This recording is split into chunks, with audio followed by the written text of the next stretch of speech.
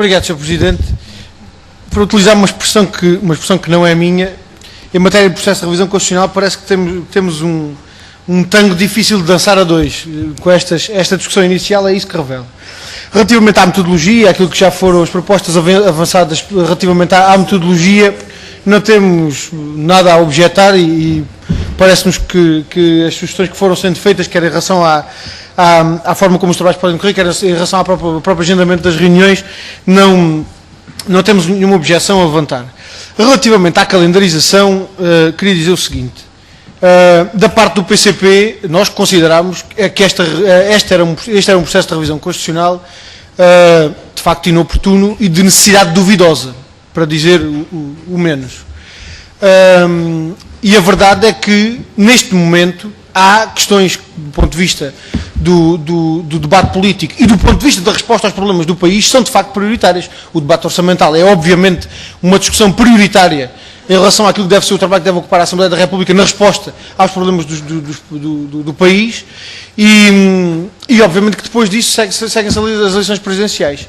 Bem, e a verdade é que estes processos de revisão constitucional, sendo muitas vezes guerras de alecrim e manjerona entre PS e PSD e sendo muitas vezes espaços onde se procura marcar diferenças que com alguma dificuldade se conseguem identificar, a verdade é que este processo de revisão constitucional terão sempre que acabar, para serem verdadeiros processos de revisão constitucional, terão sempre que acabar com o tango da SAD 2.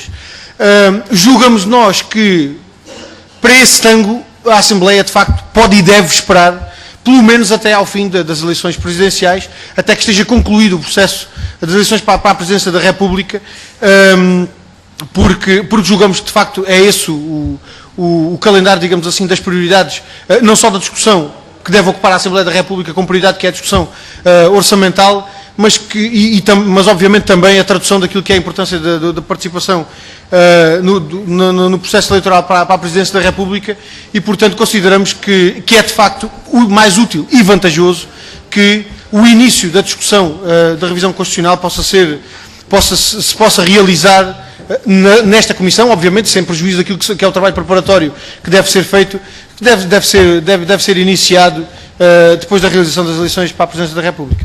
Sr. Presidente, queria apenas clarificar o sentido daquela posição que assumimos. Porque da nossa parte, da parte do PCP, não há qualquer intenção de travar o trabalho da Assembleia da República, de impedir que a Assembleia da República faça o trabalho que tem que fazer com a revisão constitucional.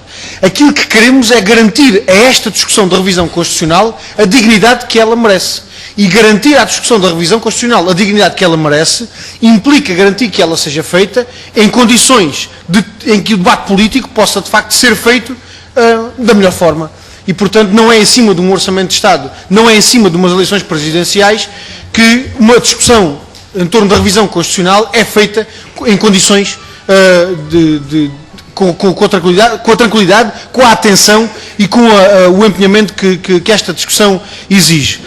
E, sobretudo, da parte do PCP, assumimos esta posição também com a tranquilidade e com a paz de espírito de quem sempre participa nestas discussões de revisão constitucional, sem as transformar em arma de arremesso contra outros partidos, em relação aos quais, afinal de contas, acaba por assumir posições de parceria. Nós não pretendemos transformar esta discussão de revisão constitucional numa guerra de marcação de diferenças em relação aos outros partidos ou de assimilação de semelhanças. Compreendemos que, da parte do PS e PSD, que têm procurado utilizar a revisão constitucional como um espaço para esse tipo de guerras, de preocupação mais partidária do que propriamente com aquilo que é a Constituição e com aquilo que são as respostas que a Constituição tem para os problemas do país, compreendemos que isso seja um problema. Da nossa parte não é, e portanto aquilo que pretendemos garantir são